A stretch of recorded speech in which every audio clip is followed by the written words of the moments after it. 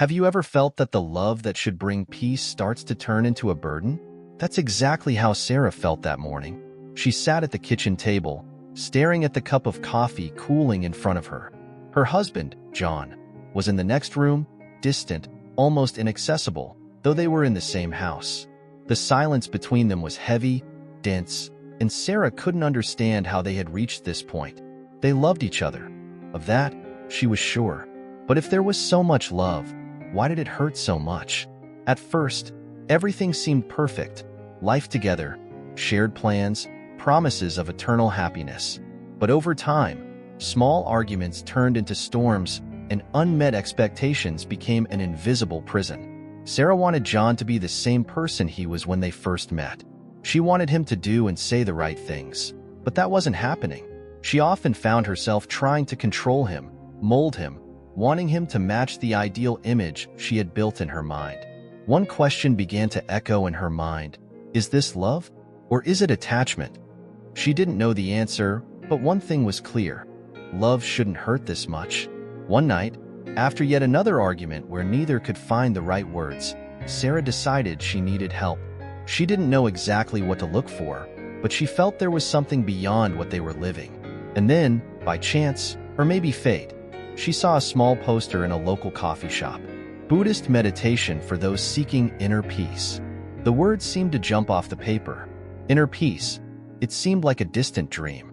Without thinking too much, she jotted down the address. Maybe, in that small Buddhist community, she could find answers to the questions that tormented her so much. That week, Sarah found herself in front of a simple building in the heart of the city. It was as if the chaos around her didn't exist when she crossed the door of the Buddhist center. Inside, the quiet was almost palpable. There were only a few people, some already seated on cushions on the floor, and in the center of the room, a serene-looking man, the Buddhist teacher, was guiding the meditation. Sarah sat in silence, observing the environment. It wasn't a grand space, nor was it adorned with mystical symbols. It was simple, with a peaceful energy that contrasted with the restlessness she felt inside. Gradually, the thoughts crowding her mind began to calm down. The teacher finally broke the silence. "What are we all seeking?" he asked softly. "We seek peace, we seek happiness. But why does it seem so hard to find them? Often because we are trapped in attachment. We confuse attachment with love. We think that holding on to something will give us security. But in fact, it's what causes our suffering." His words struck Sarah deeply. She felt the weight of the expectations she had placed on herself and John, like an invisible chain she had created. She spent the night reflecting. What if the problem wasn't love, but the fear of losing that love? In the weeks that followed, Sarah returned to the Buddhist center, increasingly seeking answers to the inner turmoil consuming her. During one session, the teacher led a guided meditation. Close your eyes and think about what you fear losing most. It could be a person, a situation, a feeling. What are you holding on to so tightly? Sarah immediately thought of John. She saw his face clearly, and with it came a wave of sadness and frustration. She feared losing him. But what scared her more wasn't the loss itself, but the emptiness she believed would remain if he were no longer there. The teacher continued, his voice calm like the wind. Now imagine you are holding sand in your hands.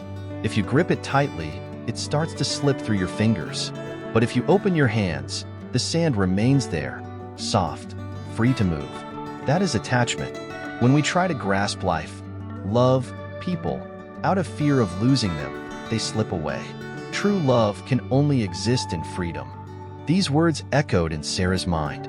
She realized, in that moment, that she had been trying to hold on to John as if he were something she could control. But the attempts at control were destroying what they had. Love, like sand, couldn't be contained. That afternoon, after meditation, Sarah stayed behind to talk to the teacher. She shared her internal struggles, her doubts about the relationship, and the fear she felt of losing John. The teacher listened silently and then responded in a simple but powerful way. "Love is not about ensuring the other stays," he said, "but about accepting that they are free to come and go. Acceptance is the first step to freedom, and true love flourishes in freedom. This doesn't mean you love less, but that you love more completely." Sarah left the center that day with a strange feeling. Part of her still feared what this meant for her future with John, but another part felt a sense of relief. She no longer needed to control the relationship, and that in itself seemed like a small victory. That night, lying next to John, Sarah looked at him differently. He seemed calm but distant, immersed in his own thoughts. For the first time in a long while, she didn't feel the impulse to try to fix the distance between them. Instead, she accepted it. She accepted that John was a being in transformation, just like her. The next day, Sarah proposed something different. "Let's take a walk in the park," she said lightly. John looked at her with surprise. They usually avoided simple activities like this, always mired in discussions about the future. He agreed. During the walk, Sarah noticed something. Being with John, without forcing conversations, without trying to resolve anything, brought a sense of peace she hadn't felt in a long time. There was no need for him to be perfect, to say or do something special. Just walking beside him in silence was enough. John, sensing the change in the energy between them, finally broke the silence. "You seem different," he said, his voice filled with curiosity. Sarah smiled but said nothing. There was an unspoken understanding between them. The love was still there, but now it was lighter, freer. But life, as always, was ready to test this new serenity. A week later, John asked to talk. He was visibly tense, his face marked by sleepless nights. Sitting in the living room, he began, "I don't know if this is working for me anymore." Those words hit Sarah like a blast of cold wind. Even with all her internal work, all her learning, the idea of losing John still caused pain. But this time, instead of reacting with desperation, she took a deep breath and listened. John confessed that he felt a restlessness inside, something he couldn't explain. "Maybe it's me," he said, looking at the floor. "Maybe I need some time to understand what I really want." Sarah felt a wave of fear, but also a strange calm. The teacher's words came to her mind. Love is not possession. If you love something, set it free. She knew she couldn't force John to stay, and she also knew that her attachment would be the first thing to destroy any chance of happiness. With a low but firm voice, she replied, "If that's what you need, John, I accept. I don't want to hold on to you if you need time." John seemed surprised. He had expected resistance, perhaps an argument, but what he found was acceptance. "I still love you," he said, his voice trembling, "but I need to figure out who I am without the weight of expectations." Sarah nodded, feeling tears welling up. Loving, she realized, didn't mean holding on. It meant accepting the other in their entirety, even in moments of doubt. Time apart from John was difficult, but Sarah was no longer desperate. She focused on her own journey, returning to the Buddhist center often. More and more, she understood that true love wasn't in making sure John came back, but in being at peace with herself, regardless of the outcome. One day, while walking alone in the park where they had walked before, John suddenly appeared. He looked tired, but there was something different in his gaze. "Can I talk to you?" he asked. They sat on a bench, and John began to speak without haste. He talked about how the time apart had made him realize that the problem wasn't the relationship, but his own difficulty in accepting himself. "I was trying to run away from myself," he said, "and I blamed you for it." Sarah listened in silence, feeling a mix of relief and understanding. He wasn't coming back out of obligation, but out of choice. "I want to try again," John said, "but in a different way, without the chains of the past, without the expectations that suffocated us." Sarah smiled softly. "I want that too, John, but this time, let's love without trying to hold each other down." Months later, Sarah and John were together again, but in a completely new way. They decided to live their relationship day by day, without the shackles that had once suffocated them. Each moment they spent together was a gift, not a demand. During a walk, John suddenly stopped and looked at Sarah with a sincere smile.